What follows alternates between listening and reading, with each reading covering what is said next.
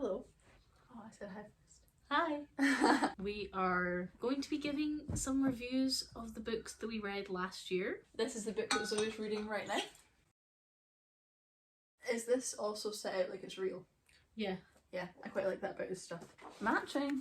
Yeah, it's set out like it's real, which is weird because I just finished reading Lunar Park, which is also kind of set out like it's real. I read 25 books last year. Nice. Thank you. It's a big deal for me. A slow reader. I don't know how many books I read last year because I kind of had a mental breakdown and didn't take notes after a while because that seemed like too much effort for me. Maddie's also someone that reads more than one book at a time. Yeah. My tiny little pea brain cannot fathom that, so can't do that.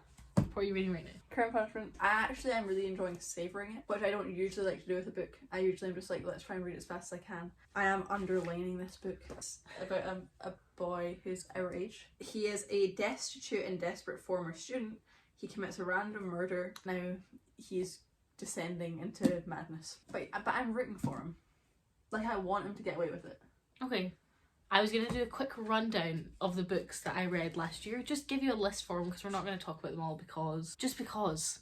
Yeah. Just because. I will say if I've also read the book. Yeah, I think there's a couple of overlaps. I can see 4 on that screen that were my books that I gave to Zoe. At the start of the year, yeah, I basically just read 2 books. She was like, here you go, thank you so much. And I was like, okay, thank you. And I just read them back all to back. of those books are still in my car. Starting out with Death and the Penguin. 5 out of 5 book. I would hope for Misha, the penguin's sake, it was 5. I think it was... that was not me. 4 stars. Fair. 4.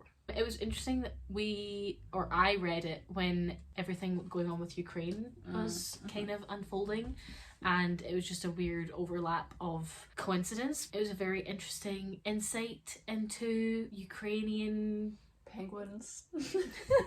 Ukrainian organised crime. Yeah, I think it's a good criticism of the structure and like the influence on Ukraine today from Russia. I think from that description you could maybe be like, oh, that maybe isn't for me or whatever. Very easy to read. so lighthearted. It literally made me want a penguin. Yeah. Like fun fact about me is my favourite animal is a penguin. So little 2 foot, or did it not say at one point it was like 4 feet tall and it was sitting on its lap? Yeah. Aww. Like little penguin. I also read the sequel to Death and the Penguin, which is Penguin Lost. The same penguin. It's the same penguin. I think I preferred the first. Yeah, book. Same. I'm looking at my Goodreads here. The thing with Goodreads is you can only rate things in whole stars. Like you can't say like a 3.5 or like a 4.2, which sometimes I find kind of difficult. Yeah. So I think I probably rated that like a 3. But I did enjoy it, but preferred the first one. I think the second one was also a little bit darker. I would recommend them though if you're interested in learning a little bit more about Russia and Ukraine. Yep, through... It's a little starter. I would say you know a little bit more about it than I do, but and if you like animals, perfect. perfect. Okay, I was gonna go through them all. Okay, and not, yeah. Death and the Penguin, Penguin Lost, Bad Blood, How the One-Armed Sister Sweeps Her House, The Sellout, House of Gucci, Glamorama, The Perfect Stranger, The Beekeeper of Aleppo. I read 1,000 Ships, The Woman Who Painted Her Dreams, The Starless Sea, Heroes, The Sea Road, Circe, The 7 Husbands of Evelyn Hugo, The Song of Achilles, Pieces, All of You, Every Single One, How to Kill Your Family, The Memoirs of a Geisha, Little Women, Daisy Jones and the Six, A General Theory of Oblivion, and Lunar Park. I had 4 top books, and I'll start with my 4th top. Yeah, go on. Which is Jump Scare. This book. It's so scary. Devil in the Flesh by Raymond Radiguet. Died when he was 20 years old. The guy that wrote the book? Yeah. And this is a portrait of him. It's cool. It follows a 16-year-old boy who falls in love with a 19-year-old girl who is married to a soldier, and it talks about their love affair. Very nicely written. I read this on holiday with Zoe and I was saying it's such a good... On our second holiday of 3 of this year? Yeah, one of our holidays being about 2 months long. Very accurate description of a 16-year-old boy's thoughts in regards to women, and I think this was written like, well, he died in 1923 when he was 20, so very early 20th century. He begins the love affair by being obsessed with her, wanting to make his mark on her and wanting her to be his, but then he becomes pregnant with his child and he's like almost repulsed with it, and he realizes that it was obviously just like an infatuation. It's like a 16-year-old boy, 19-year-old girl. Around that age they were getting married. Yeah. So it's crazy to think about like 16-year-olds now and their maturity levels, and it just kind of shows that even back when we think of them as being like more mature, getting married, having children at those ages, they were still just as immature and little shitbags as they are now. I think this is supposed to be semi-autobiographical, so apologies to the deceased. The late. the late Raymond Radiguet. Good to read in like a French Riviera, or perhaps in Portugal. That's where I read it. By the pool. And Zoe's brother got it absolutely soaked one day when he did a cannonball into the pool. Shit guy. Yeah. I would say my third top, another French one, Jules and Jim by Henri-Pierre Roché. It was about a woman called Kate and these two best friends called Jules and Jim, and they have this turbulent, loving, complicated relationship over decades and decades. Initially it's Jules that gets with Kate, but then over time she has affairs, she then gets to Jim, there's kids involved, and it makes it seem all very fluid, and I thought it was a really interesting portrayal of a different type of relationship. Very modern, and that is also like autobiographical. He wrote it when he was like 73, I think, and it was his first novel, and it was like essentially the story of his life, which is crazy. They were such good friends, the two men, that they didn't care when she would like run to the other one or be manipulative or whatever. They just put up with it, and they were like, oh, as long as she's happy, as long as my best friend is happy, then I'm happy. A very interesting dynamic, and I can't imagine, for example, if it was flipped gender roles, if there was a boy and like me and the man had babies, and then he goes to Zoe and then he comes back to me, and it, I like, have nothing to do with that. over like never. This is over like the period of like 50 years. I think I would describe her as a I have picked 4 books. I don't necessarily know if I'd be like, oh my god, they're absolutely top, but I'm trying to think of like 4 relatively different books that I read Is over that the course of the year. I just said 2 relatively similar books? No, it wasn't. Okay. I don't know. Gives people more of like an understanding. Because it's the first time I've ever done this, so I don't know if you watch him, Jack Edwards. I am so aware of him, it's crazy, but I've never actually watched one. Really? There's so many videos of his in my like watch later, but I've never. I follow him on TikTok. So. He's so good at just talking about books. He's so eloquent at it. So he's probably also concise. Planned it. Yeah, he's like, there's no planning here. We've gotten. We were just watching Elite. We're halfway through the Elite episode. Yeah. So the first one we're going to talk about is Bad Blood. So this book is essentially an expose on Elizabeth Holmes and the Silicon Valley startup Theranos. It basically takes you through from different first-person perspectives of people that were involved, the absolute shenanigans that was involved in that entire story. I was acutely aware of this story, listened to a podcast about it before, so I was kind of aware of the situation. My mum read this book, or almost finished this book. I swear to God, she must have been like not even 100 pages from the end, but she didn't finish it. Why? Right at the end there was like a bunch of like notes and like referencing. Mm-hmm. And she thought she had so much left, and she also was reading this thinking that it was fiction, and she was like I just can't understand why anyone would sit through it, because it's not like, if you're reading it as if it's fiction, you're like, okay, but none of this matters because it didn't actually happen. Yeah, but reading it knowing that actually happened, absolutely insane. And I feel like these kinds of books where they go through real life events from like a variety of different first-hand witnesses, you can kind of lose your sense of chronology, I guess, by going from person to person. But the author, which John Carreyrou, I think that's Carreyrou. Wait, it sounds like, who am I? Can I Carreyrou? Scooby-Doo. Sorry, John. Scooby-Doo asking if he can lift you up. Can I Carreyrou?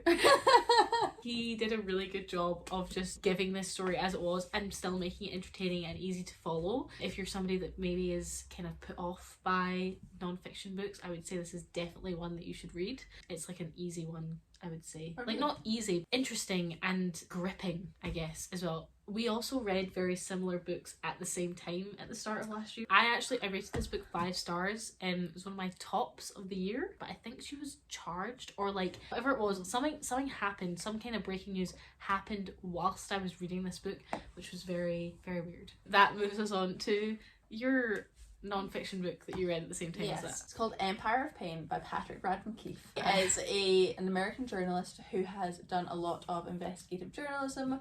He's got a really good podcast that we've both listened to called Wind of Change. Oh my god, I forgot that he was the one that did that. Yeah. Oh, that's such a good podcast. Yeah. You should listen to that. Yeah. Another expose of the Sackler family. They are a philanthropist family who sponsored a lot of art museums, galleries, universities, and they were seen as very caring, very giving, but no one connected where they got their money from. And essentially, they ran, owned, operated the pharma company that created and sold Oxycontin. And it essentially follows from the very start of the Sackler families 3 or 4 generations ago to now. And it would be confusing, but Patrick is so... Is that okay if we call you Patrick? is so good at telling it plainly, telling it clearly, and makes you remember. I don't know how he does it, but he's such a good storyteller. Aspire to be that level of storyteller. If you don't know what Oxycontin is, just realised I assumed that everyone would know what that is. It is the opioid crisis in America, and essentially how this family, who are seen as amazing, maybe not so amazing. My favourite fun fact from that book is that there's a man in charge of passing the drug at the FDA in America. He was the one that gave the signature, wrote it off, and less than a year after he did that, he had a job confirmed at Purdue Pharma, and his salary was something insane in the 80s, like $700,000, which was like a 3 or 4 times increase on his salary at FDA. And there's been a lot of like look into if he was like bribed, essentially. Guess probably. Yeah. My top 4 don't have an order. I'm just doing them. Yeah, because they spread genre. I was taken downtown this year by COVID. Truly bedridden, like couldn't do anything. Obviously I was, isolating from my family. So in that time, I decided to read Glamorama, courtesy of me. Yeah. I read it on holiday with Zoe. No way. And I beat That's all we do. on the rooftop pool. Yeah, I know. That was I remember so vividly when she was reading this as well. So she would we'd be reading at the beach, and we would be reading blah blah blah blah blah, and then she would go, she'd be like, no. It's not the book to read it's not a beach read. No, it is a COVID read apparently. I flew through that book, and basically, funnily enough, the first half of the book take place basically over like 24 hours. It opens up in like an afternoon, and then like the end of the first part of the book ends on like midday the following day. And I read the book in time with that, not purposefully. I started reading it one afternoon and then finished the first part like by midday the next day. Yeah, that's weird. And I was like, what is going on? Bret Easton, for people that don't know, is the author of American Psycho. Yes. Yep. I haven't read that yet. You have. Yeah. I was surprised how much I liked this book. Yeah. Our other friend, Hannah, she doesn't read things that make her uncomfortable. So if I'm reading something, I'm like, oh, this is really disturbing. She's like, oh my god, tell me all about it. I don't want to read it, but like, tell me all about it. So I would FaceTime her and like debrief what was going on, and like with her theorize I didn't know you did that. the symbolism behind like what was going on in the book. A lot of symbolism in that book. Yeah. What's nice as well, you don't get to the end of the book and you're like, oh, that's what that meant. It's like, it's kind of still open to your own interpretation. Yeah. Do you want to give a 3-sentence summary of what it's about?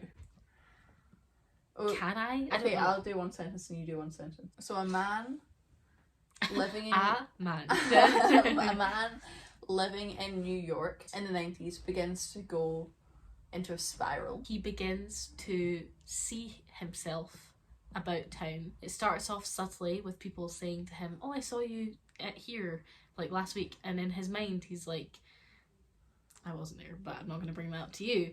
And then as the book progresses, it becomes more clear that there definitely is a doppelganger. It's very similar to American Psycho's setting in the sense of wealthy New York, late 20s people, a lot of sleeping around, a lot of cheating, a lot of suits, Drugs. a lot of drugs, a lot of alcohol. You don't particularly like the main character? Absolutely not. He's just like a bit of a loser. I mean, there's parts where you feel bad for him. Yeah. But it's like all of his own like doing kind of. I rated it 5 out of 5. I also rated it 5 out of 5. I think it's the longest book that I read last year. 546 pages. There you go. But it's a meaty boy. And it's also like quite an intense. Yeah, that's why when I was on the beach I had to be like. I hadn't read anything of his prior to that. I did then go on to read Lunar Park. That was my last book of the year, which was a 4-star. It wasn't quite as good as Glamorama. But yeah, that was the first book of his that I read, and I think it was a good one to start with, because from what you've said about American Psycho, it's even more intense. No, see, I think Glamorama was more intense, but I think American Psycho has more violence towards women. My mum read it, and she said it's nothing she hadn't seen before. Which was kind of weird. Really? This is like completely opposite end of the spectrum than Glamorama. The Seven Husbands of Evelyn Hugo. To me, I know you weren't as keen. To me, 5 stars. I zoomed through this book, crying for like what felt like the last 100 pages, which is quite intense. She did say that to me before I read it, and maybe it got my emotional expectations too high. I will tell you this, it hits all the things that make me the most emotional. So for that reason, it makes sense that it made me that emotional. Yeah, I agree. And it probably misses everything that makes me emotional. There's no animal dying in it. That was a joke. There are real issues in that. I mean, for the people that have read this, I feel like this is like on my Goodreads is what was shelved the most of the books that I've read. So a lot of people have read this. I read 2 for books last year. So did I. Did you read what other ones did you read? Daisy Jones and the Six. Oh, I read Malibu Rising. See, Daisy Jones and the Six didn't hold a candle to this. I wanted to read it because it's the Sam Claflin and that's why I want to know. And also I've heard good things. But here's the thing. Daisy Jones and the Six is about a rock band in the 70s, okay? Like sex, drugs and rock and roll, and they could have taken it so much further. Don't get me wrong, it got to the end of every chapter and I was like immediately on to the next, like didn't even think about it. The issue I had with it was they just could have done so much more, and I felt like every time I was just it just fell short like a little bit, and then it just kind of ends and you're like okay. Still liked it. I rated it a 3 stars. This one was a 5 for me. Yeah, I think I rated it a 3. Yeah, I know. I know you rated it a 3 because I remember at the time being like sorry. But this really it like pulls on like my specific heartstrings. I think Taylor Jenkins Reid is a very gifted storyteller. I was gonna say, takes one to know it. Kidding. This book took me. You know what? I read maybe 700 pages of it on the same holiday with Zoe. Apart from that, it honestly followed me around like a bad smell. But I still rated it 5 stars, shockingly. And that is 1Q84 by Murakami. This book is... almost broke your spirit. Yeah, it is 1,200 pages of pure Murakami intenseness. I would not say it's his best story, but to have such a compelling story for 1,200 pages, very impressive. And it was also so immersive in the same way that, like, say if you watch a TV show for years, Elite, not that we've watched... we have watched it for years. This follows 2 characters, Tango and Almami, and it's alternating chapters per character. It follows their journeys through, as she is a like physiotherapist, I guess, and she is essentially a hitman for abusive men.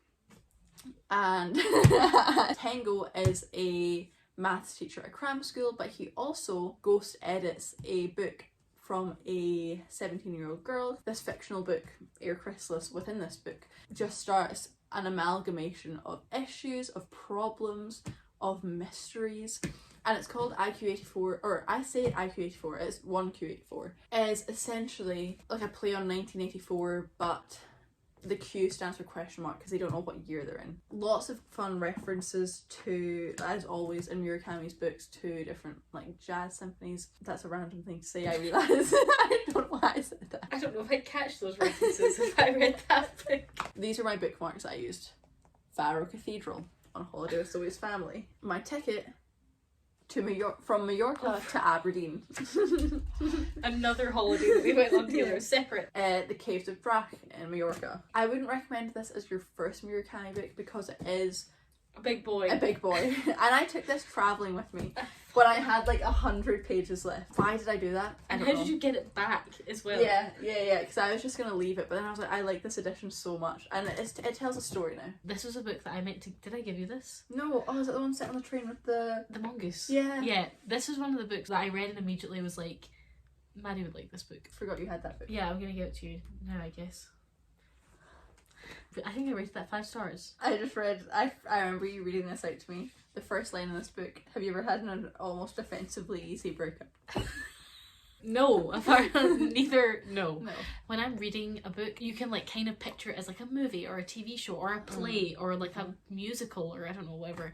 This book to me screams comic book or like cartoon, right? Where it's like pow, boom, do you know what I'm saying? It lends itself so well to the story. There's 2 pet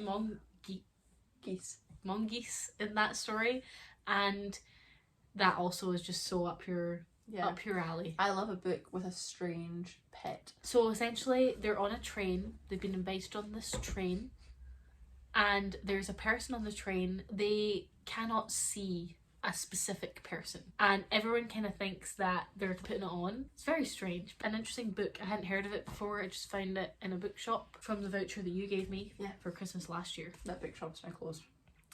Yeah, R.I.P. Okay, so my final favourite that I'm going to speak about is Circe. So, a little bit of a backstory. I have no idea what's coming. I love Greek mythology.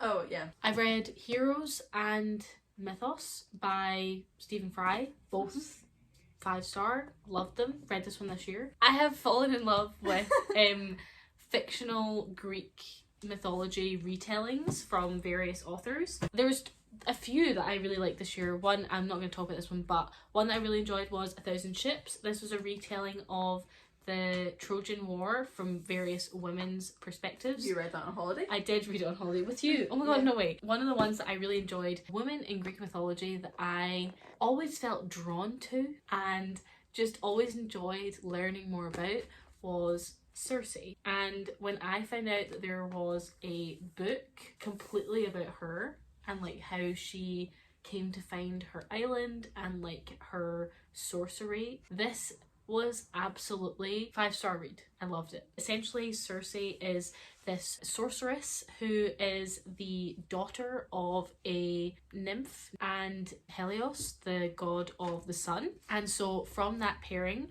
there were 4 children, and all of which had some kind of magic powers. And after those 4 children, because they kind of posed a threat to the gods, Helios and I forget what the sea nymph was called, but they were no longer allowed to mate. Because of that crime, she is exiled to an island on her own, and she, has to kind of fend for herself, and anyone that arrives on the island tends to be men, sailors, etc. She kind of takes them for a ride. A lot of the interpretations of her from what I've seen so far were very 2-dimensional, and this kind of fleshed her out a lot more, and it was very interesting to read. Unfortunately, I did read another book by the same author. Terrible. I hated this book. I think I maybe rated it 2 stars, but should have been 1. This is so spoken about everywhere. Yeah, I was very excited to give that book a read. I'd heard nothing but amazing praise. It was truly so disappointing. Such a 2-dimensional story, and the characters were also in the same vein. It added nothing new to the story that people already know. At Loved. the time of Call Me By Your Name phenomenon in 2017, people would always say that Song of Achilles was a good one to read after as like another gay romance. But here's the thing though, I think like I've never read it, but no, that's what I'm saying. But I think what people think is like, oh, this is introducing like a new homosexual narrative into Greek mythology. If you look back into classic Greek like stories, there's queerness in everything already. It's not exactly groundbreaking. I already knew that there was like some kind of relationship going on between Achilles and his like footman, I guess. What's the purpose of this story? Yeah. You know? Very, very, very disappointed with that book. And maybe it's because people don't know the story, and so they read it and they're like, oh, but because I already knew it, I was just like, this isn't adding anything. Whereas this is like fleshing out something that like isn't really spoken about as much. Just like a side character in a lot of different stories. This like brings them all together and like ties them with a chronology. So really enjoyed this book. And do we have any books on our to be read list for this year? So you've got Troy, Malibu Rising, A Little Life, and I want to read Tenderness, as well as potentially A Secret History, Love in the Time of Cholera, An American Psycho. Oh, I want to read Patrick Radden Keefe's Say Nothing, which is about the Troubles in Ireland. The next non-fiction book that I'm going to read is going to be Mythos, because Zoe gave me it about a year and a half ago, but due to earlier unforeseen circumstances, books getting put in boxes. It was shelved. It was shelved, but now it's in my flat in Edinburgh. I am not a Greek mythology girly. I'll happily admit it. I want to know about it from like an academic standpoint. I would say Zoe is the Greek mythology girly that you know and love. I am nothing of the sort. But I just want to know so that when I go to these cities in Europe and see these pieces of art, I know the story as well. That is all I'm going to say. Yeah. Thank you so much for listening to our 2022 year of books. Review of year of books. Really rolls off the tongue. Maybe this time next year you'll see us again. Thanks so much for watching. Bye. Bye.